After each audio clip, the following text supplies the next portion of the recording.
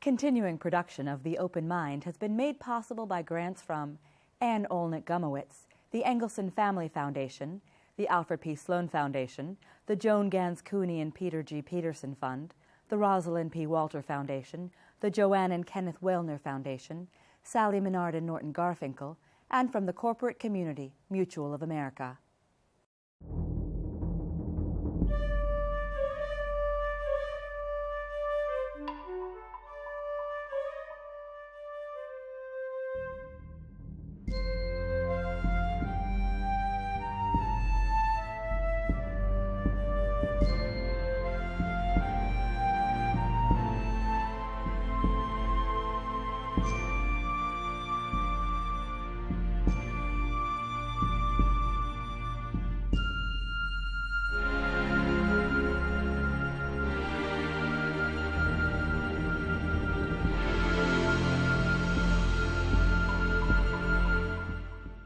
I'm Alexander Heffner, your host on The Open Mind.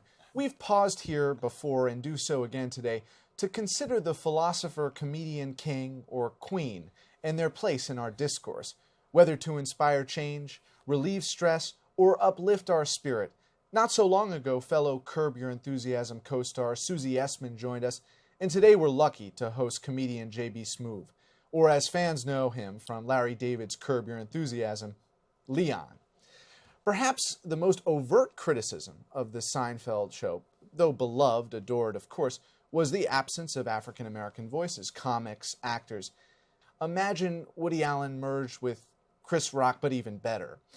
Smoove now hosts 4 courses on the MSG network, a conversational program around a table, eating and chatting, mostly with assorted guests from the comic world, the athletic world, and of course, Hollywood.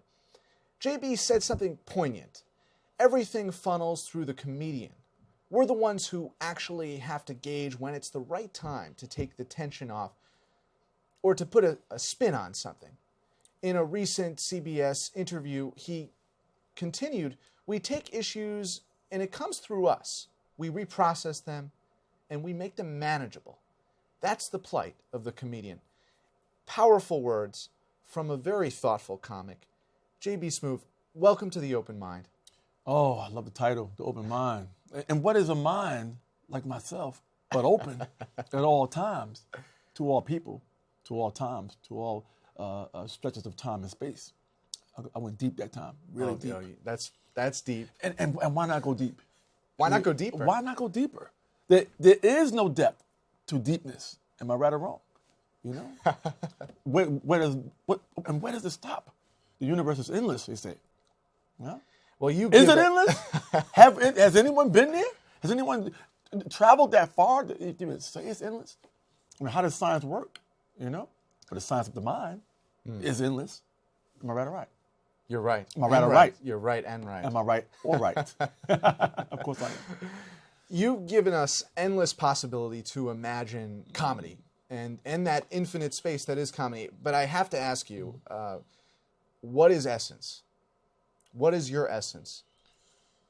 I think me as a comic, I think it's that old phrase. It's the sum of its parts, of its pieces. You know, I think I'm a puzzle, man. I'm a puzzle that's not completely done yet. You ever walk in the park and see some older person sitting in the park doing one of those 1,000-piece puzzles? You know what I mean? I'm that 1,000-piece puzzle. You know, I'm that 1,000-piece puzzle. I'm that puzzle that's not done yet. You know, hell, I might even get to the end of that puzzle. You might get to the end of that puzzle and realize one piece is missing. You know what I mean? You might get to that whole thing is done. You got 999 pieces done to that 1,000-piece puzzle and realize that box was missing that one piece. But what is that one piece? Does that one piece sum my career up, right? Or does that one piece I have to find take me to another level? Maybe I'm not done yet. Maybe that puzzle is not supposed to be done yet. Maybe I'm supposed to get to that 999 piece and have that one piece left over because I got to find what that piece is. You know, that's the beauty of being a comedian, because time changes, everything changes around us, you know, and we have to gravitate towards that and make sense of it all. You know, I don't want to find that last piece of a puzzle. I don't want it yet. Finding that last puzzle could mean the phone will stop ringing. Maybe the phone will stop ringing if I find that last piece of puzzle. But who wants that last piece of puzzle to be found if said career is just rolling and said career is not ready to conclude as of yet? Because I truly believe that as time changes, as we change, as we mature, as our careers start to progress, as we, step forward, as we step back, as we meet new people, as we network, we become better people, better comics, understanding, and like in the movie Top 5 I did, I took a little leap towards a little more of a dramatic feel too. Chris allowed me to do something a little different. JB's always I talk about myself sometime in the third person. So sometimes JB himself is the over-the-top JB, but Chris allowed me to go somewhere totally different, and I respected that, taking on that role in Top 5, playing his best friend, where I got a chance to actually do something different. I played a little more reserved JB, which in turn helps me out because it increases my range. And this goes back to that 1,000-piece puzzle, That one piece that's missing may be my dramatic turn, a la Jim Carrey's, a la Steve Carell's, who also took a dramatic turn. You don't lose your comedic ability. This is just another extension of who you are as an actor, as a comedian, and as a person, really. Well, you've certainly journeyed for us inside the creative mind, and that's really a coveted thing for us to think about. When you were working with Larry, and the storyline evolved that he and his wife were adopting a family from Hurricane Katrina ravaged New Orleans, and he cast you. Was beyond, I know the show is largely done spontaneously, and most of what you were saying was off the cuff, right? Beyond that, in terms of your own persona in the media, as an articulate, thoughtful person of color, and what still is dominated by non-people of color, were you thinking about that at all? He stretches beyond just being a black character on a show like Curb Your Enthusiasm. He's a guy that's free. I like the character because he was a free character. He lived in a moment, which is what, which is a great character to have because, especially it's not just a character, it's where the character's at. Being on a show like Curb Your Enthusiasm, which is improv-based show, one of probably the greatest improv shows ever. Being allowed to create your own storyline, your own fork in the road, and I can choose any route I want to take. If someone tells you, as an actor, I'm going to allow you to come on and play this character, the character has no ending, the character has no beginning. You have no idea where he came from, and you have no idea where this character is going. That's gold for an actor. And it's improv. You mean to tell me I can say what I want to say, and I have no beginning, and I have no end? You give me that, you give a person like myself who loves to improv, who loves to create in the moment, who loves to, So in some sense, I like to be in the moment. Leon is in the moment. And this is what I think the freedom of it really, really made me want to take on this character and enjoy it. And you gotta realize I'm creating this guy's life as I go along. There is no script. There is nothing etched in stone. What I say is bond.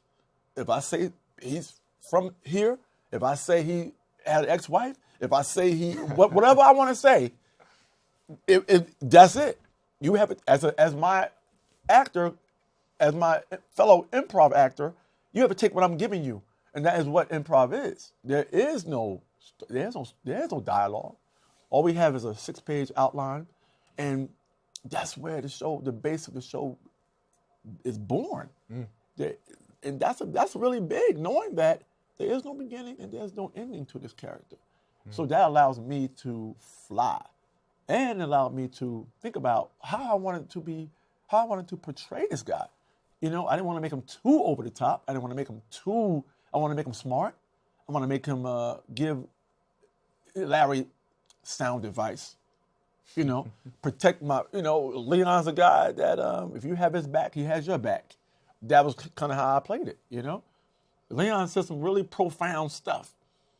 Sure, it was a different route to get there. You know, I call Leon, he makes stupid sense, which sometimes you need. Sometimes if you are blunt with someone or blunt with another character, sometimes it's too blunt. Sometimes it's too telegraphed. Mm-hmm. But if I could take you in the way I see it as the character, sure, it's a long way around. I'm going around the opposite way of the rotation of the earth, if that makes any sense. Mm-hmm. And I'm going to end up in the same place you are, but I get there a little faster. You know why? Because I'm going against the earth's rotation. So wherever we started at, I'm going to get there a lot faster, but it's going to be a weird route. Mm. You know what I mean? So that way I see how the character can be seen in a lot of different ways. But he touches a lot of people. Right. So it was more him being extemporaneous than him being black that gave you the freedom to create a compelling character. Exactly. This is what actors thrive on. This is what actors love to have at their disposal, is the arsenal that you got, an arsenal in your own head. Let's just say jokes for bullets. Mm-hmm. And you have an unlimited amount of shots. You know what I mean? You can shoot as many times as you want. You can miss, you can hit, you can miss, you can hit, you can miss, you can hit. But those bullets don't stop, because you have an abundance of ammunition, you know, and some of them gonna be big ones. Bazooka, boom, laughter. You know what I mean? Mm-hmm. Some gonna be setups, and that is what it is in that element of Curb Your Enthusiasm. That is what it is. That is the machine. Yeah, Larry, the genius Larry himself. You know, it's like playing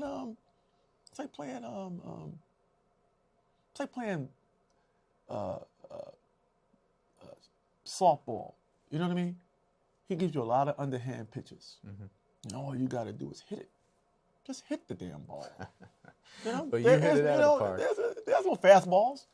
There's no fastballs coming your way. It's just underhand. And all you got to do is just, you know. And then once I figured it out, who the hell that dude Leon was, I was off and running, off to the races, man. You know? If we can, JB, let's talk about the state of contemporary comedy. This year, Saturday Night Live celebrated a 40th anniversary. Mm.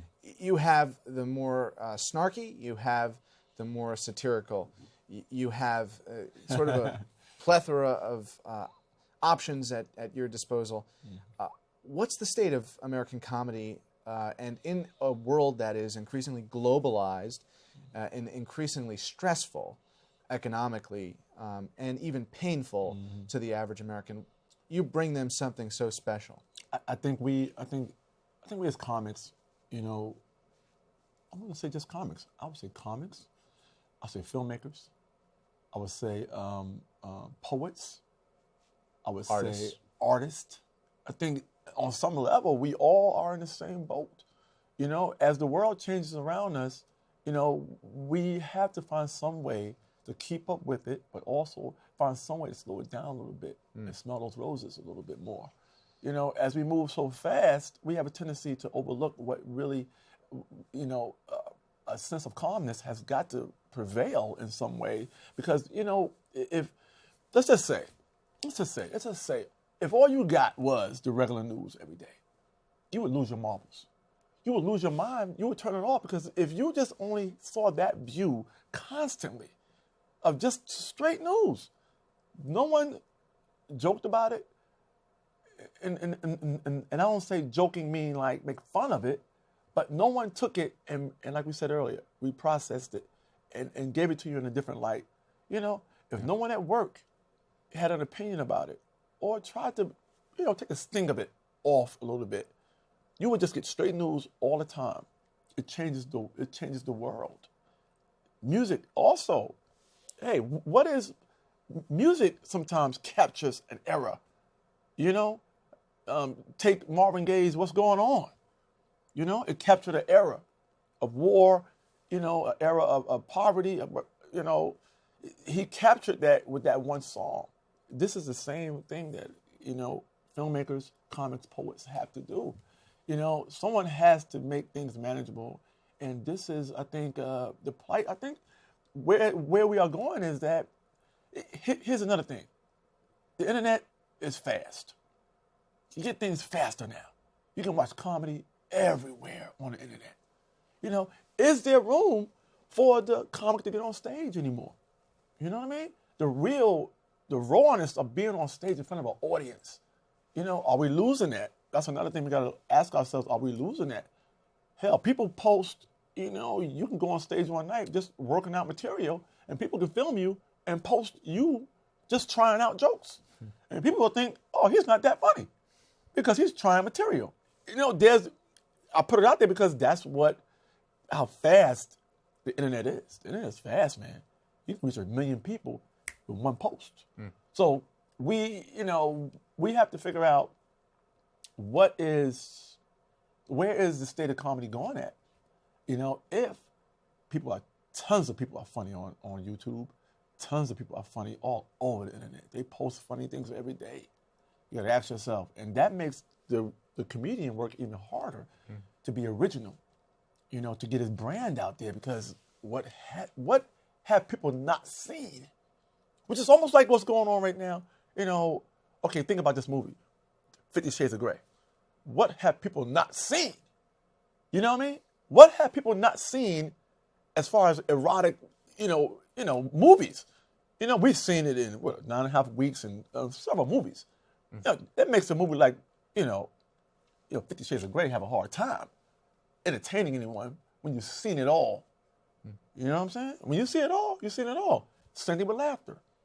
You know, you see it's millions of funny people on the internet. We see funny videos all the time.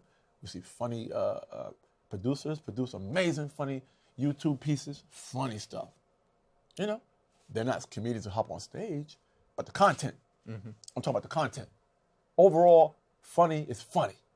You know, do you separate the people who are on the internet from people who hit the stage, or is funny and have people who do frequent the internet a lot and watch comedy and watch funny stuff all day long?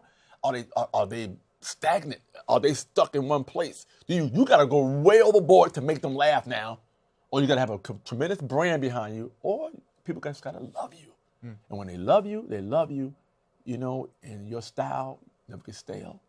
You can keep on going. You know, so we got to ask ourselves, where is comedy going?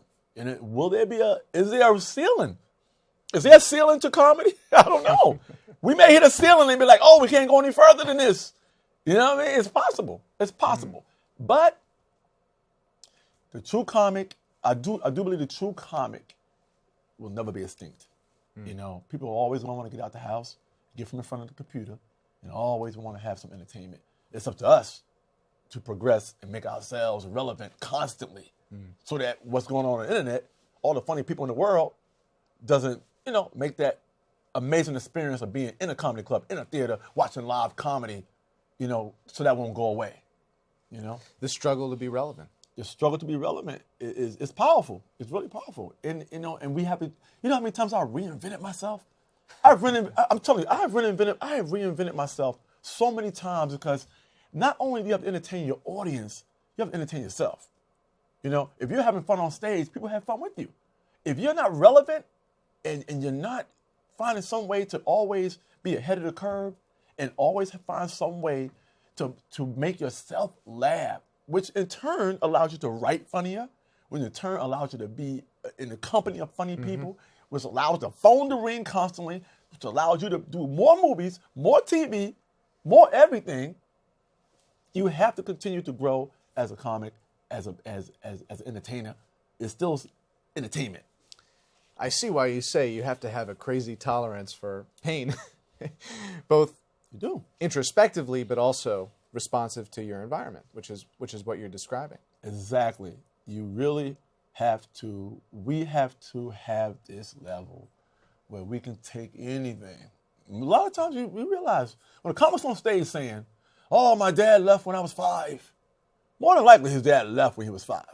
And the only way he can spin and make it funny is way of dealing with it. He deals with it by being funny about it, which in turn is it spreads like wildfire. Because somebody in the audience also probably had the same situation. But it makes them feel better now knowing that, okay, he went through the same thing. You know what I mean? Authenticity. Right. And he put a funny spin on it, which in turn I'm laughing at it now because it makes me laugh watching this comedian on stage talk about his terrible family life, but I had the same situation. So now I can laugh at him. It eases the pain. We are therapists. Believe it or not, we are therapists. And there's no way, shape, or form, we are therapists. Someone has to do this. You've been a comic, a hilarious one, in the pre-YouTube era. Right. And one of the things that I think is brilliant about Four Courses is what we aspire to do here on the Open Mind. Right. Relearn how to talk to each other. Internet is the greatest worst invention in the history of inventions because no one has direct contact with each other anymore. That's why I'm saying, to hear true comedy and be connected with people, nothing better than being in a room full of 400 people and you're all laughing at the same damn thing. And you're cracking the hell up, elbowing the guy next to you. You don't even know this guy. Ha ha! You know what I mean? You're laughing on the way home in the car. You're enjoying it. Right. You enjoy that moment. And then here's another thing. We as comedians, we do not get residuals on you taking that joke home, laughing in the car. We don't get paid. That's free. But your heart warmed. No, that's for you. No, when we on stage, these jokes are for you to take home with you. We don't get paid. The promoter, the club owner pays us to perform that night. Right. They make money on drinks. They make money on admissions. They pay us. But we give you the our resilience performance for free. Right. Resilience. You can tell it at your family reunion. You can retell these jokes. You can retell them in the car. You can claim these jokes at work. You can just keep going. These jokes go on and on and on and on. We don't get paid every time you tell that joke. Wouldn't that be something? If they found some way to use the satellite system and somehow every time you uttered the words, a punchline from one of my shows or one of my Leonisms from Curb, I get paid. Wouldn't that be something else? I owe you a lot of money. But you owe me a lot of money. But that's not how it works. All right. That's free. That is for you to take home and to enjoy for the rest of your life. And it should be that way. Right? It should be that way, of course. Of course. We are the heartbeat of the world. We are the heartbeat of the world. That's for you to take home. What happens when that core in comedy it turns out to be a false core? And I can't help but think about Bill Cosby. I don't know if he was a formative figure in your comic journey. But in your case, you really get what you see, and that's authentic, and I can tell you that from being off camera with you just for a few minutes. But when you're wronged as a consumer of comedy that's supposed to give you some relief, and then you turn out, it was bogus, it was a lie, and this familial, loving character or lovable character was a hoax. Again, because of the nature of what we do and what we give, and it's as if one of your heroes, you're talking about someone whose ability to make someone laugh is just unprecedented. I mean, success in what he does very well. If that's who inspired you as a kid growing up, that part doesn't change. You understand? It doesn't change. You can go out through history of someone who inspired you or what they do, and later on in life, maybe that changed. If you grew up loving O.J. Simpson, let's just throw it out there, and you wanted to play football, and you followed his whole career, football. Every time you got on the field, you wanted to wear his number. You wanted all this stuff. Let's just say this. He inspired you to be a football player, right? All your moves, you emulated everything he did. You, in turn, took all that stuff you did and you used that to propel yourself into a football career. You were great. All they compared you to was O.J. Simpson. They said he has all the moves. It's almost like he copied every move O.J. ever did on that football field. He holds the ball the same way. He runs the same way. He even did a commercial like O.J. when he jumped over in the airport. Everything. Then all of a sudden you found out something else happened, right? You know, some crime was committed. Now, if they said, hey, man, I know he inspired you, but because he inspired you, I'm going to have to take all that away. I'm going to take every last thing you ever got inspired by that man away from you. You know, I know you're already in the NFL, but I'm going to have to take all those skills away because you took it from OJ. You can't hold the ball like that anymore. OJ holds the ball like that. You can't run that fast anymore because that's how OJ ran. You know, does it change anything? Does it change who you are? Should it change who you are? Right. Should you not be inspired? Should you throw everything that inspired you and motivated you to do this profession? Should you take all that away from you? As is true to form, JB, I'm going deep. It's a deep question. You know, I go deep. And I'm so glad that you do go But deep. I put it clearly. You gotta ask about what you provoked. I thought. Think about it.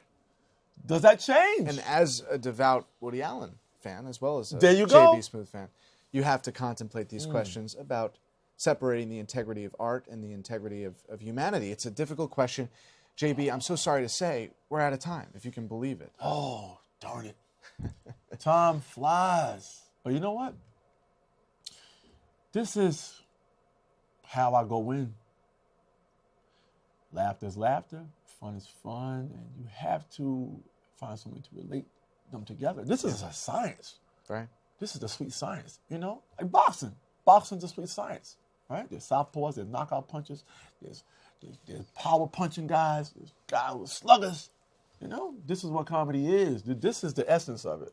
Essence. You know what I mean? And on that, and I hope to come back sometime and finish this conversation. Oh, I feel like we only skimmed the preface. The preface of the mind of JB Smoove and how I think.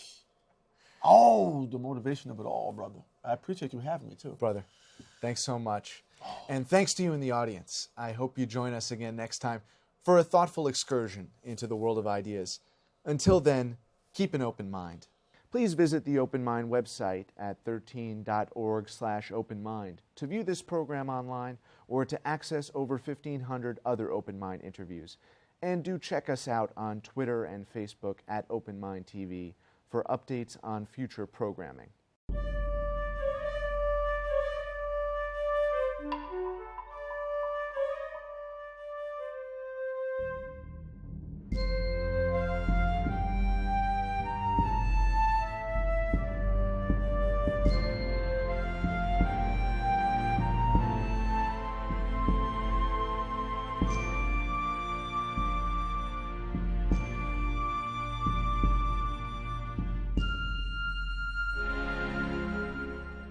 Continuing production of The Open Mind has been made possible by grants from Ann Olnick Gumowitz, the Engelson Family Foundation, the Alfred P. Sloan Foundation, the Joan Gans Cooney and Peter G. Peterson Fund, the Rosalind P. Walter Foundation, the Joanne and Kenneth Wellner Foundation, Sally Menard and Norton Garfinkel, with special thanks to the Schumann Media Center for additional support, and from the corporate community, Mutual of America.